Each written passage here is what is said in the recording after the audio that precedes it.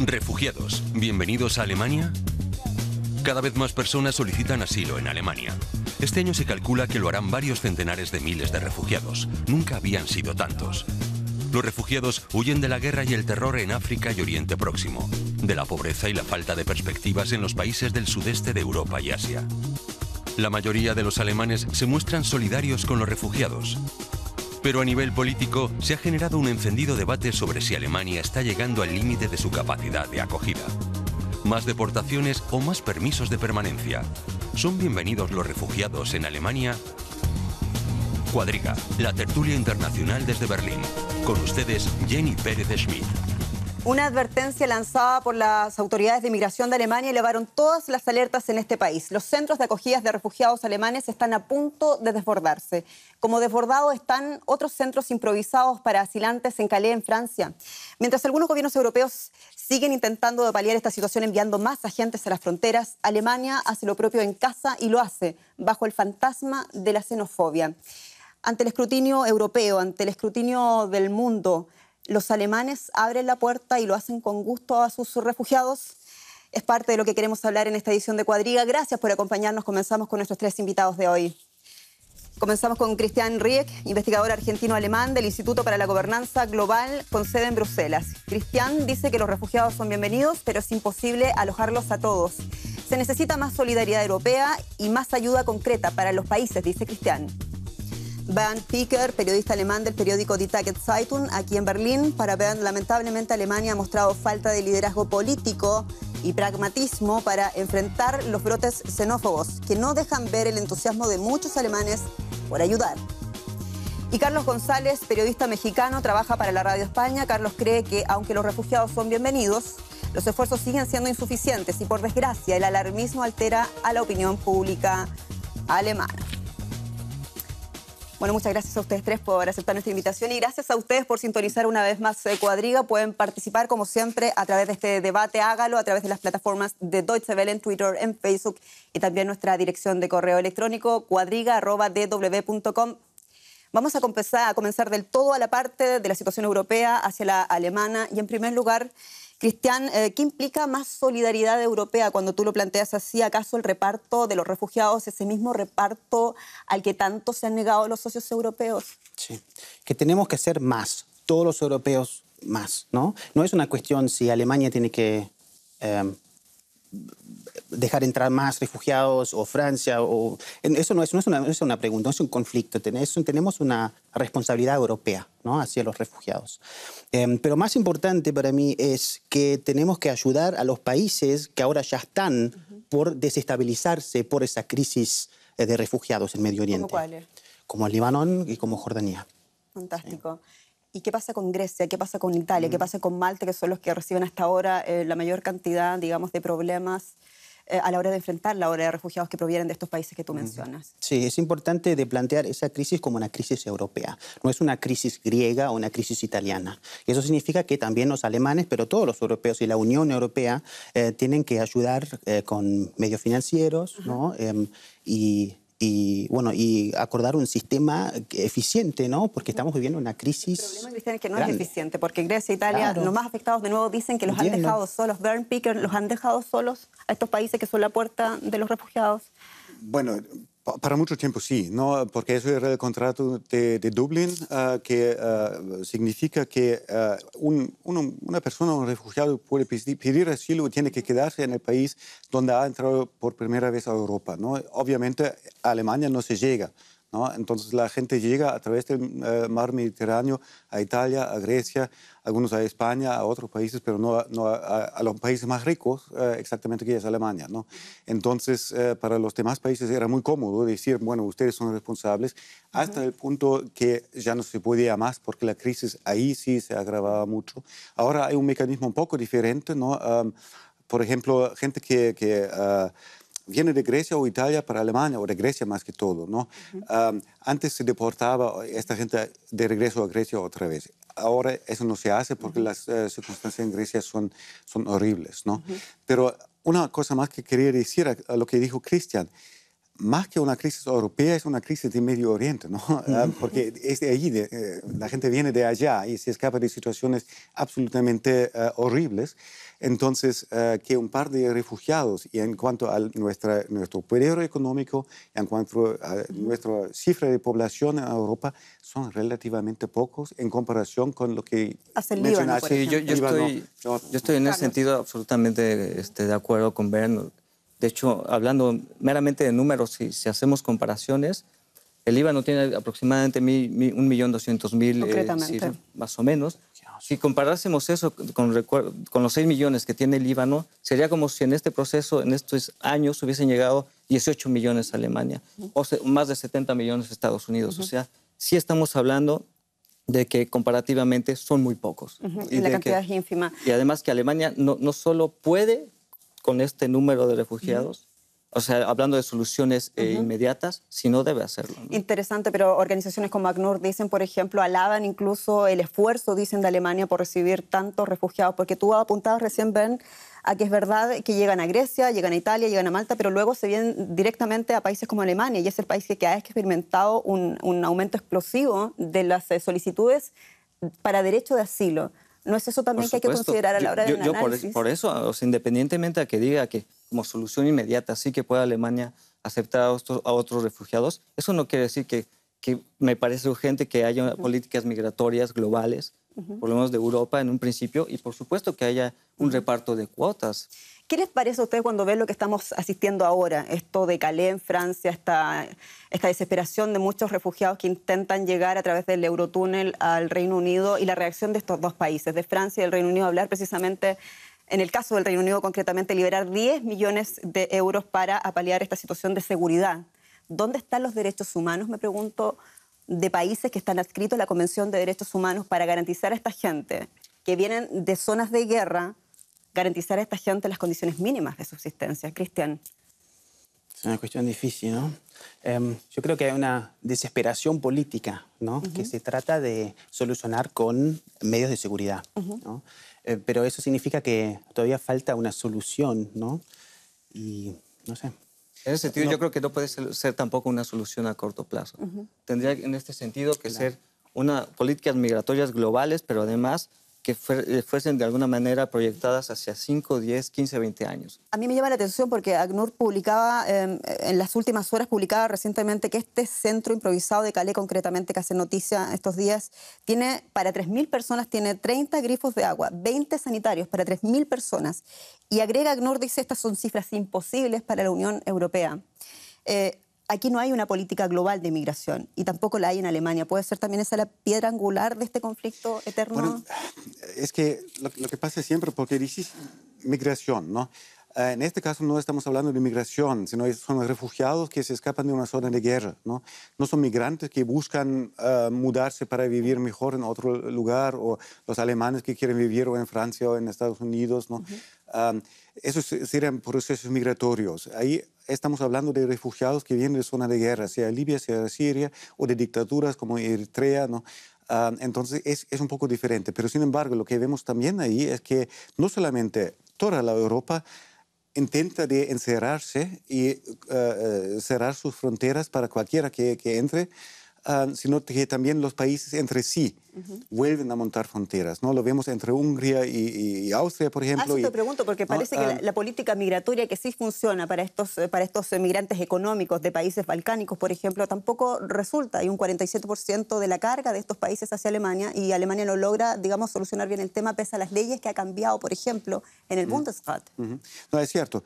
Lo que mencionaste en el Bundesrat es una ley que define a 3 países balcánicos como territorios seguros. Eso significa que se supone que ahí no hay persecución política en contra de nadie. Entonces, si llegas de allá a pedir asilo en Alemania, es muy fácil negarte este asilo en un proceso mucho más corto y mucho menos individual, aunque el derecho individual al asilo persiste, ¿no? Entonces hay una contradicción entre dos leyes, digamos, entre la Constitución alemana, que garantiza el derecho individual al asilo político a cualquiera, y a hacer su caso, contar su historia y que sea comprobado o no, y esta definición muy global de territorio o de países enteros como territorios seguros, significando que no puedes pedir asilo. Sin embargo, la gente llega para acá, ¿y por qué? Porque hay una crisis económica muy fuerte en estos territorios, y porque hace 20 años hubo una guerra y todavía hay bastante conflicto y tensiones entre los diferentes grupos étnicos y religiosos en estos lados. No hay una guerra en este momento, no hay una política estatal organizada de persecución a algunos grupos, ¿no? Salvo tal vez a los Roma, que sí sufren discriminación tremenda en algunos lados, y tampoco no se reconoce acá, ¿no? Todo eso son problemas graves, y lo que también se ve en eso es que no hay, mientras el Tratado de Dublín, que es un tratado europeo para el tratamiento con los que piden asilo acá, tiene como se dice, como idea de que el proceso al asilo sería igual en todos los países, pero no lo es, ¿no? Ni la capacidad judicial, ni la infraestructura judicial está lo mismo en Grecia, en Italia, en España, en Portugal, en Alemania, en Suecia, ¿no? Es muy diferente, ¿no? Pero eso es muy importante, ese punto que tocas. Parece que Europa no se ha adaptado a este tiempo de guerra, a este tiempo de necesidad, de los últimos conflictos que hay en Oriente, que hay en África también. Vemos, por ejemplo, que un país como Hungría, por ejemplo, proporcionalmente con población mucho menor que el Reino Unido, asume una carga de refugiados mucho mayor que el Reino Unido, de nuevo, o que la propia España, por ejemplo, recibe un número marginal comparado a Alemania. Sí, por eso esa propuesta de 4 puntos me parece bastante lógica, que era repartir a los solicitantes de asilo, a los refugiados, de acuerdo al Producto Interno Bruto de cada país, al número de población que tiene, al número de refugiados que haya recibido, al número de desempleo.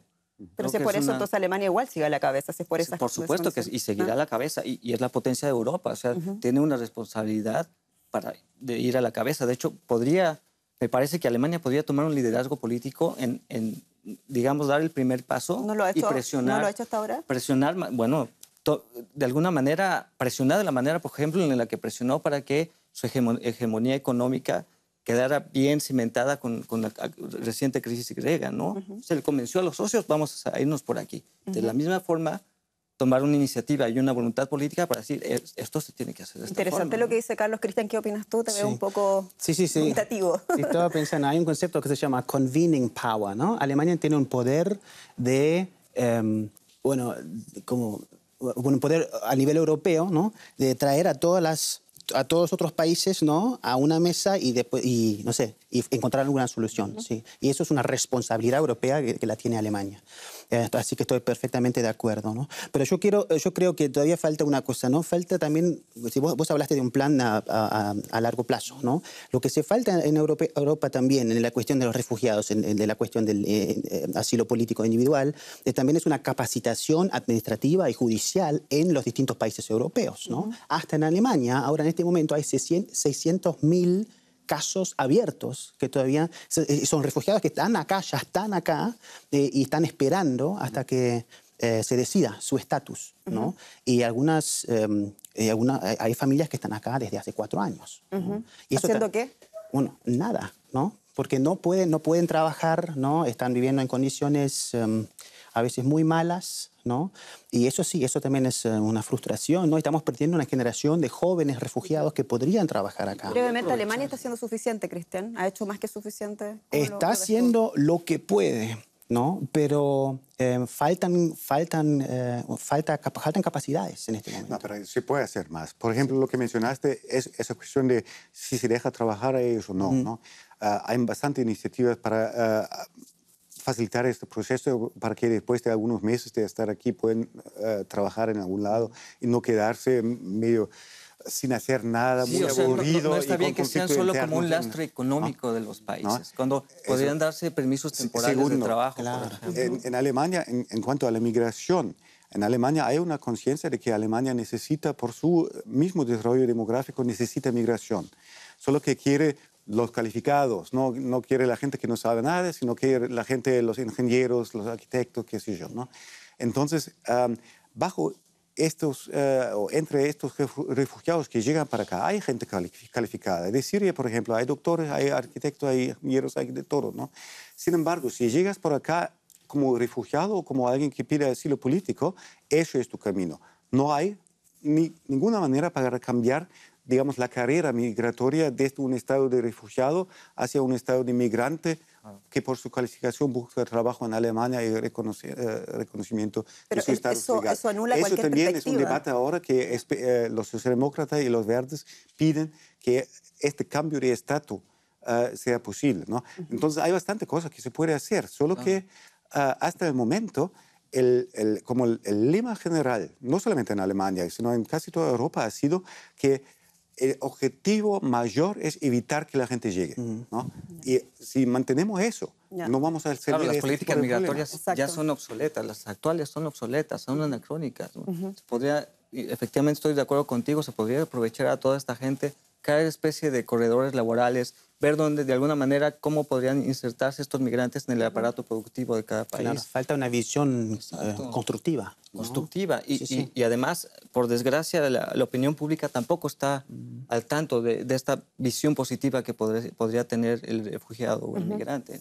¿Y por qué no está al tanto, dices tú, qué es lo que está fallando? Yo creo que la las cadena? políticas migratorias de entrada por eso son obsoletas, porque siguen siendo de alguna manera nacionalistas, proteccionistas, no han dado la vuelta, digamos, a la tuerca, como decimos en México. O sea, la política migratoria y esa falta también de una política de asilo permanente que No se ha están luchando modernizado. las distintas fuerzas políticas de Alemania. Bueno, de lo que estamos hablando es de la crisis de refugiados, estamos hablando también de lo que pasa internamente en este país, que es además la primera economía de Europa. La alerta desató un recálculo de la Oficina Federal de Migración y Refugiados en Alemania. Este 2015, dice esta oficina, van a ser inscritos unas 450.000 solicitudes de derecho a asilo, que son en verdad 150.000 más de las que estaban estipuladas. A eso se sumó una ola de informaciones donde veíamos en televisión, por ejemplo, dentro de este país, a muchos inmigrantes durmiendo por primera vez en tiendas de campañas improvisadas, y también en torno a ellas una amenaza xenófoba, una amenaza de derechas latentes. Bueno, para muchos esto es el embrión de la indeseada ola de tensión social que se avecina para todo el país. Las autoridades alemanas esperan una avalancha de solicitudes de asilo este año. Podrían batirse de nuevo todas las marcas en la historia de Alemania. En muchos municipios cunde la alarma porque no disponen de viviendas ni alojamientos provisorios para los refugiados. Por eso cada vez más se los aloja en carpas o contenedores. Los ultraderechistas actúan cada vez con más brutalidad. Se registra un aumento radical del número de incendios provocados en edificios donde estaba previsto alojar a refugiados. También los refugiados y personas que los ayudan han sufrido ataques, como sucedió en Dresde. No obstante, la mayoría de los alemanes está a favor de acoger a refugiados. ¿Seguirá siendo así? Bueno, Bernd Picker, en la frase con la que te presentábamos en el programa, tú decías de que Alemania había demostrado falta de liderazgo, pragmatismo para abordar el tema de los grupos xenófobos. ¿Qué debería hacer el país para enfrentar este flagelo? Bueno, primero, es un poco un proceso también, ¿no? Disculpen que es un poco más largo, ¿no? Pero en los años, al inicio de los años 90, cuando las cifras de gente que pedía asilo en Alemania eran muy altos también, más o menos en el mismo nivel que ahora, ¿no? Hubo también manifestaciones y actos de terrorismo de extrema derecha, y la reacción de la política fue condenar estos actos, pero cambiar las leyes y hacer el asilo mucho más difícil, ¿no?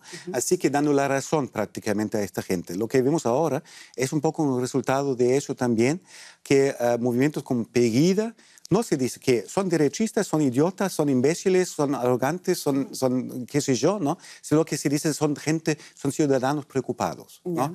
Entonces les damos un estatus que no se merecen porque son organizados por la extrema derecha, que es una facción muy mínima de la sociedad alemana, pero con una voz muy alta, ¿no? Y a mí me parece que falta liderazgo político en aclarar eso, llamar a la población a que... Claro que en algunas comunidades es un problema. Si llega de repente de un día a otro, llegan 400 refugiados, hay que darles albergue. Eso causa un tipo de problema. Es muy Pero si interesante. la política llama a la gente, bueno, eso es una tarea nuestra, alemana, vamos a hacer esto juntos, eso es posible. Ben, pero hay dos asuntos que habría que considerar a la hora del análisis en que, en mi opinión, han cambiado un poco las cosas. Primero es la cantidad de alemanes que han ido a la yihad, a frentes como Siria o Irak, por ejemplo, y segundo, atentados terroristas en casa. Había alertas terroristas en Alemania y las hubo, se recrudecieron después de los atentados de Charlie Hebdo, por ejemplo, en París. ¿No cambia eso también o no legitima la preocupación de un ciudadano alemán a pie común? No, si hablamos de terrorismo en Alemania, el terrorismo es de la ultraderecha. Han muerto centenarios de personas que han sido matados por neonazis. No ha matado, aquí no hay. Hasta el momento no hay ningún muerto por un terrorismo islámico en Alemania, ¿no? Hay gente, claro, hay nexos entre algunos grupos radicales con el Estado Islámico en Siria, pero eso es un poquitísimo, ¿no? Y no tiene mucho que ver con la tal llamada preocupación de la gente, que es simplemente una xenofobia, porque claro, si vives en una pequeña comunidad en Brandenburgo, digamos, ¿no?, que tiene apenas 1.500 habitantes, infraestructura mala, ¿no? La gente va buscando trabajo y de repente abren una escuela abandonada, un centro para refugiados. Eso causa tensiones al inicio. Quizás en ese sentido habría que pensar dónde se ponen los centros de acogida. Por un lado, ¿no? Y por otro lado, si hablas con la población, hay tantos ejemplos donde se ha hablado con la población, donde se ha buscado ayuda y la gente ayuda. Como en Neukölln, aquí en Berlín, por ejemplo. Dona ropa, trata de hacer, monta un centro de comunicación, busca recolectar computadoras para que los refugiados se puedan conectar a Internet y ponerse en contacto con sus familiares, ¿no? Todos estos ejemplos existen. Y para mí es una falta de la política de liderazgo no tomar y promover este tipo de ejemplos, sino reaccionar a lo que dice la ultraderecha, como si eso fuera la voz verdadera de la población. Cristian, ¿el gobierno de Merkel reacciona a la ultraderecha o no reacciona, según lo que plantea Dan? Sí, reacciona, pero como Ben dice, eso no es una solución hacerlo así, ¿no? Estábamos hablando de la visión constructiva que falta, ¿no? Sí, y vos hablaste del terrorismo islamista, ¿no? Si atraemos a refugiados, no le damos la opción de tener una vida digna, ¿no?, con trabajo digno para aportar a la comunidad, ¿sí? Para mí no es una sorpresa que haya comunidades periféricas, ¿no?, donde haya más tensión social, ¿no? Tenemos que, yo estoy de acuerdo con Bernd, hay una responsabilidad política de comunicar eso, ¿no?, que los refugiados pueden aportar a las comunidades, ¿sí?, y las comunidades pueden ayudar a los refugiados, ¿no? Pero de nuevo, ¿cómo se maneja el tema de la xenofobia? En eso estamos ahora. ¿Lo ha manejado bien el gobierno alemán? ¿Pudo haberlos arrinconado? ¿Los ha denunciado lo suficiente para que el resto, el conjunto de los alemanes vea que eso es lo que no quiere el gobierno de Alemania hoy? ¿Crees tú que se ha hecho? Sí, es que yo creo que no hay un problema de xenofobia, porque es un grupo chiquito, con una voz alta, ¿no? Pero como dice Bernd, en todo el país hay una infraestructura informal de gente, de alemanes, de todas las clases sociales que están ayudando. Oye, sí, pero en Dresde habían 10.000 personas protestando hace algunos meses. Eso me parece un poco más de un Pero había contramarchas también. Yo creo que la respuesta no solo puede venir por parte del gobierno alemán, sino de la propia sociedad civil. Claro. ¿No? Es ver de qué manera actúa la sociedad civil para limitar estos... Entonces, si no me equivoco, no hay xenofobia en Alemania. Por supuesto. Hay xenofobia en Alemania. Claro, pero yo no digo que, yo digo que Alemania, en este momento al menos, ¿no? Hubo otras etapas de nuestra historia, pero en este momento no se caracteriza por xenofobia, ¿no? Sino que, por ejemplo, de parte de mi diario damos un premio para coraje civil y compromiso social todos los años, ¿no? La propuesta que nos llegan en los últimos años han sido más y más iniciativas pro refugiados, ¿no? Que al nivel local dan ayuda, buscan el contacto, buscan la integración, ofrecen cursos de alemán si oficialmente no hay, buscan invitar a los refugiados a casa, trabajar para la escuela junto con los niños de refugiados, todo eso, ¿no? Y hay centenarios de este tipo de iniciativas en Alemania, ¿no? Así que... Además, perdón que te interrumpa, la ultraderecha trae el mismo discurso de siempre, ¿no? Y ahora se escuda con la cuestión de la islamización, pero vienen junto, traen enfermedades, Si me quieren imponer su religión, es el mismo discurso. El tema es que la fotografía mundial que da Alemania, o sea, cuando estamos hablando de las protestas multitudinarias, 10.000 personas es una multitud, 10.000 personas en Dresde es una multitud. Segundo lugar, estos videos que han salido de Essen con unos policías a cargo de refugiados, que dan tratos vejatorios a refugiados, a quienes se supone deben proteger, por otro lado. Y también las declaraciones de políticos, ¿no?, de derecha, que hacen flaco favor a lo que se supone debería ser una actitud positiva, constructiva, ¿no?, como ustedes dicen, respecto del tema. Y esa es la fotografía que queda de Alemania. Es entonces una fotografía injusta, no precisa. No es precisa. Alemania siempre fue un país de inmigración, ¿no? Eso también hay que decirlo, ¿no? Y no solo hablo de la crisis migratoria después de la Segunda Guerra, ¿no? 13.000, bueno, alemanes, ¿no?, pero de otras regiones, trasladados, forzados a ir a otras partes de Alemania, ¿no? Y eso también fue una crisis social muy importante, ¿no? Yo no digo que tenemos que hacerlo de nuevo así, ¿no? No podemos traer a 13.000 inmigrantes o refugiados, eso no es mi punto. Pero yo digo que Alemania tiene una cultura que acepta la inmigración, Aussiedler en los años 90, ¿no? Que también entiendo que culturalmente no era un grupo que era como más afín a lo alemán que gente de Medio Oriente o Subsahara África, pero yo digo que Alemania ya lo hizo varias veces y por eso tenemos que construir un como narrativo positivo que es posible, ¿no?, de integrar a los como campañas de concientización. Claro. Mientras esto ocurre, hay miles de refugiados tocando la puerta aquí en Alemania. ¿Está el sistema de acogida alemán suficientemente preparado para hacer frente a esta ola de refugiados que a lo mejor, como tú decías, es ínfimo comparado al esfuerzo que hace el Líbano, sigue siendo mucho mayor de lo que se esperaba de Alemania, ¿no? No, las preparaciones son insuficientes, claramente, ¿no? Porque al final ahora realmente la responsabilidad en la mayoría de los casos queda con las comunidades y muchas pequeñas alcaldías que no tienen mucha plata ni mucho margen operativo, digamos, por lo que tienen, por la infraestructura, realmente se ven con problemas severos. Eso es cierto, ¿no? Y no hay que negarlo.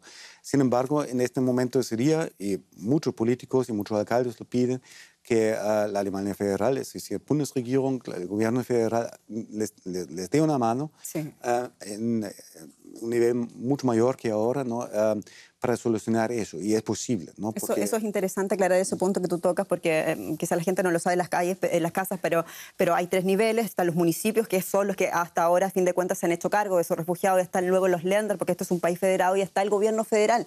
Lo que están pidiendo los municipios, los alcaldes, es que el gobierno federal intervenga, no solamente con políticas, sino también con financiación. Cristian. Sí, pero también hay otro nivel más, ¿no?, el nivel internacional, ¿no? Y el ministro de Desarrollo Económico, ¿no?, ha dicho que tenemos que ayudar a los refugiados en los países donde están ahora, antes que lleguen a Alemania, porque ya tenemos problemas ahora, ¿no? Y hay que prevenir más, como se dice, migración irregular hacia Europa, pero eso se puede hacer ayudando a los países como Líbano y Jordania, que ya están ahora por desestabilizarse. Claro, es como ir a dos velocidades. Una ayudando, pero ayudando a los que están acá también y ayudando con planes de desarrollo en los pero mi países. tesis es que podemos ayudar a muchísima más gente si ayudamos allá. Pero parece que la ayuda se queda en el Mediterráneo, porque lo que acordaron los 28 de las últimas tristes reuniones no fue ni siquiera una cuota. Lo que acordaron es una operación marítima hasta la que recientemente se sumó Alemania para, de alguna manera, frenar esos barcos, esas embarcaciones frágiles donde moría la gente. Lo más ridículo posible, ¿no? Pero es lo que se logró, no se logró más que eso. Claro, pero por eso digo que eso no es ayuda, ¿no? Sino es que es una herramienta más para evitar que la gente llegue para acá, porque si no abrimos caminos legales, porque no tiene ningún sentido que forzamos a un refugiado de Siria o de Eritrea pagar miles y miles de dólares a organizaciones criminales para caminar en un camino súper peligroso, al ser secuestrado varias veces, maltratado. Hay reportes de violación de mujeres, de secuestro, de pedir plata de los familiares que se habían quedado trata atrás. De personas, ¿no? Mientras él simplemente, si la Unión Europea lo permitiera, podría a un costo, una décima parte de lo que tiene que pagar para este tipo de viaje, podía comprarse un ticket de vuelo, llegar directamente seguro para acá, ¿no? Pero eso es un producto directo de la política de encierre de la Unión Europea, ¿no? Entonces, decir que vamos a combatir a las organizaciones criminales que transportan a esta gente eso es un poco al revés, ¿no?, de lo que se debe hacer, ¿no? Pero hay una experiencia mundial que nos hable de algo distinto a lo que está haciendo la Unión Europea ahora en materia de migración, que miramos brevemente a los Estados Unidos. ¿No ha hecho lo mismo Estados Unidos todo este tiempo? No, me parece que no, o sea, al contrario, lo que se evidencia ahora es que los muros o hacer como estrategias más duras en las fronteras no funcionan. No funciona construir vallas, no funciona construir muros. O sea, yo creo que lo que funciona no es limitar o aislar, sino integrar.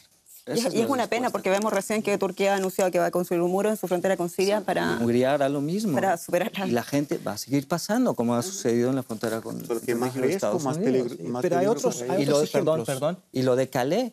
Ya. No hay que olvidar que en este sentido, que hablamos de personas, el factor social, y lo que evidencia es que la gente no tiene nada que perder. Si tú te metes un túnel y arriesgas tu vida y te vas a matar o sabes que puedes matarte, es porque no tienes nada que perder.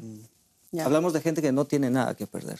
Sí, pero hay otros ejemplos, ¿no? Estados Unidos con Cuba, ¿no?, tiene otra política migratoria, ¿no? Dry feed policy, ¿no?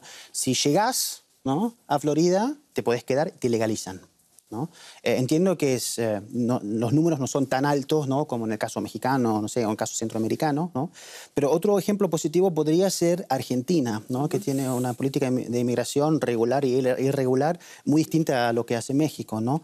En Argentina hay una política de legalización, naturalización masiva, agresiva, ¿no?, para tratar de integrar a los inmigrantes irregulares en la economía regular. Sí, pero eso estamos hablando de migración y aquí estamos hablando en realidad de un pedido de asilo desesperado, de gente que está huyendo de la guerra, ¿no? Está bien que haya tocado porque Estados Unidos recibe, o sea, solicitudes de asilo, digamos, o refugiados recibe 70.000 aproximadamente por año. Y comparado con lo que ahora tiene Alemania es una cantidad ínfima.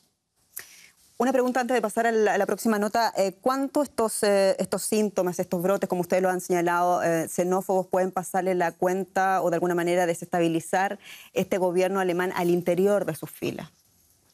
¿No? Eso depende. Ya vemos la discusión interna de que algunos que son más de derecha, más conservadores dentro del gobierno, retoman los argumentos condenando los actos violentos, pero retomando los argumentos como preocupaciones de los ciudadanos. Así que, de alguna manera, bueno, ellos tienen que... La verdad es que no sé. Lo que a mí me enoja es que no simplemente condenan estos actos como actos de terrorismo interno, porque eso es lo que son, ¿no? Si vos quemas un edificio donde están refugiados, es un acto de terrorismo y punto, ¿no? No es un acto de preocupación de la ciudadanía, ¿no? Y cualquier otra cosa. Imagínate al revés, ¿no? Si algún musulmán en Alemania hiciera lo mismo con una vivienda alemana, sería un acto terrorista. Sería la discusión acá, ¿no? Creo que el problema, si acaso, más grave es en cuanto a imagen internacional. ¿Por qué? Digo, seamos claros, por la historia de Alemania. Alemania es visto con lupa con otras cuestiones. Absolutamente, por la impronta histórica también, ¿no? Bueno, lo preguntaba porque hay una fuerza política que es la más incómoda para la canciller Angela Merkel y que proviene, paradójicamente, de sus propias filas de gobierno. Hablamos de la Unión Social Cristiana, la CSU de Baviera. Muchos de sus políticos han propuesto cosas imposibles a los ojos de la izquierda alemana o de la socialdemocracia, por ejemplo, como disminuir los estándares de los centros de acogida para refugiados, como, por ejemplo, también discriminar a quienes llegan acá desde el punto de vista de su confesión religiosa. Hay un político en especial que es muy controvertido, es de Baviera, y lo vamos a conocer a continuación. El primer ministro de Baviera, Horst Seehofer, es un provocador nato y sus apariciones suelen ser sonadas. Recientemente Seehofer denunció un supuesto exceso de concesiones de asilo y exige que se adopten medidas rigurosas para evitarlo. Entre otras, propone construir 2 campos de acogida en la frontera con Austria para hospedar a personas con pocas perspectivas de conseguir asilo. Es decir, sobre todo, las llegadas de los países balcánicos, que suponen un 40% de los solicitantes de asilo. El partido de Seehofer, la CSU, proyecta bajar el estándar de las residencias para refugiados y construir para ellos campamentos en lugar de viviendas y darles bonos para comida en lugar de dinero. También pide que se aceleren las expulsiones. ¿La intimidación es la respuesta adecuada al aumento del número de refugiados?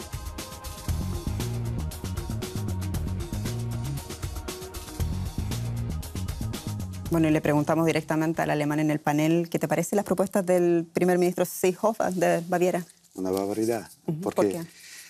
Bueno, por varias razones. Primero, porque estos refugiados, son seres humanos y merecen un tratado humano, punto. Segundo, porque la idea detrás es un poco lo mismo como con la situación europea en el mar Mediterráneo, ¿no? Es que por más incómodo que hagamos, vamos a lograr que no lleguen, ¿no?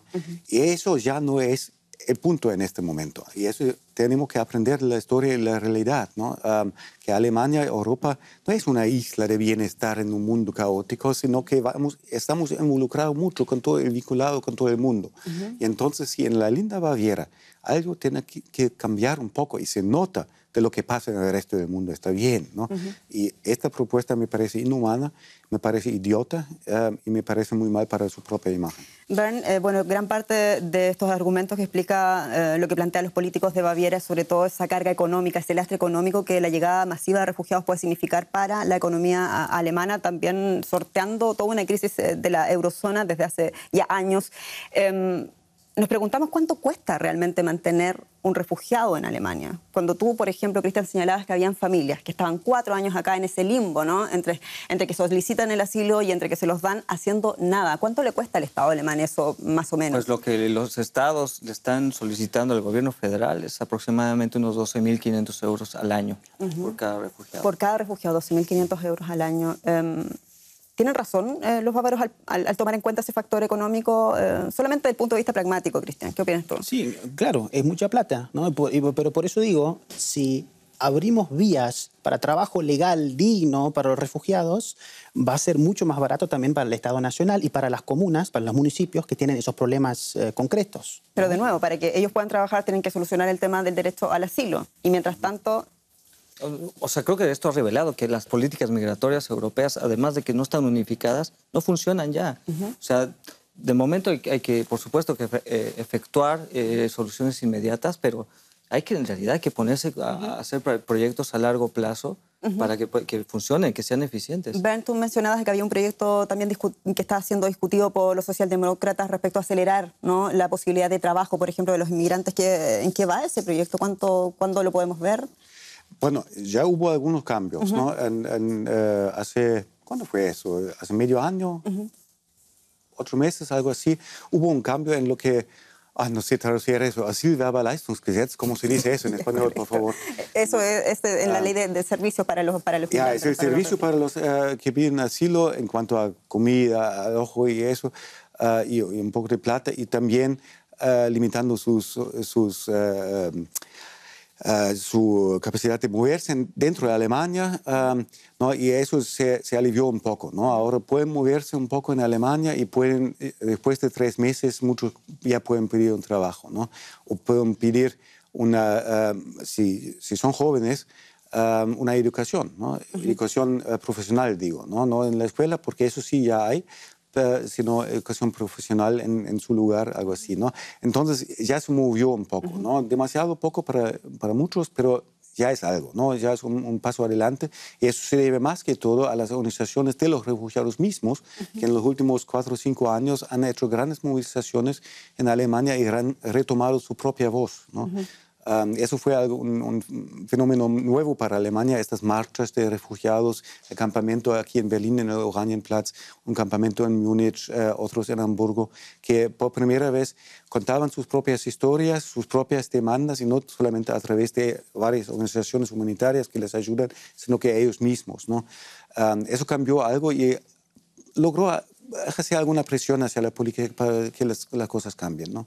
Pero, sin embargo, estamos en un camino, ¿no? No hemos llegado a nada hasta este momento, ¿no?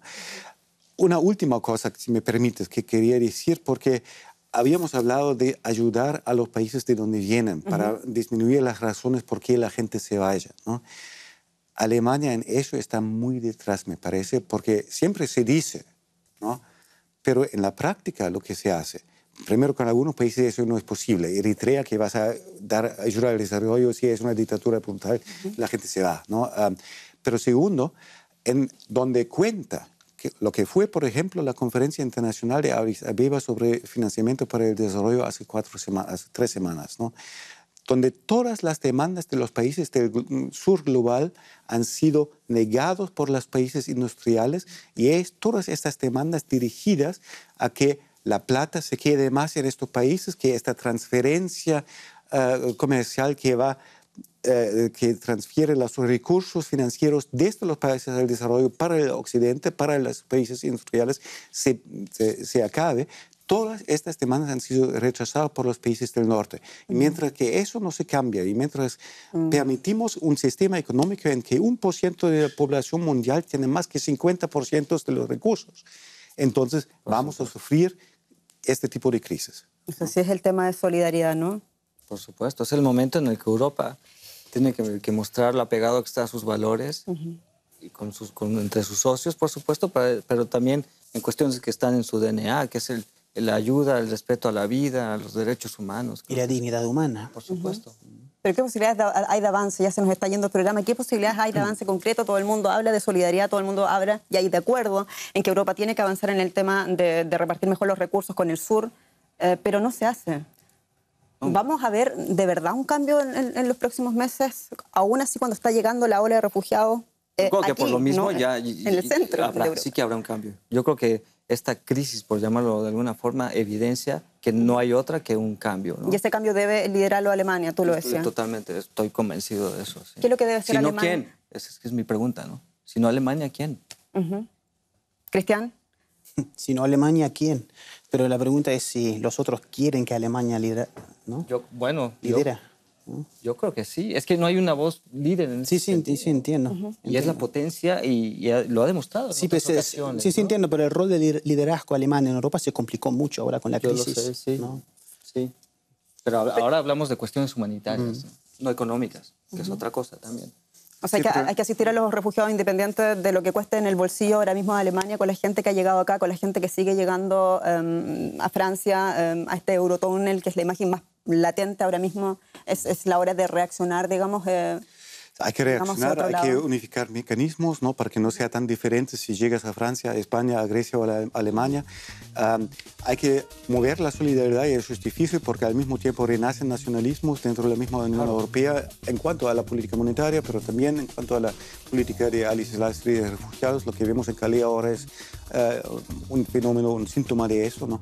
Así que es un camino largo y yo...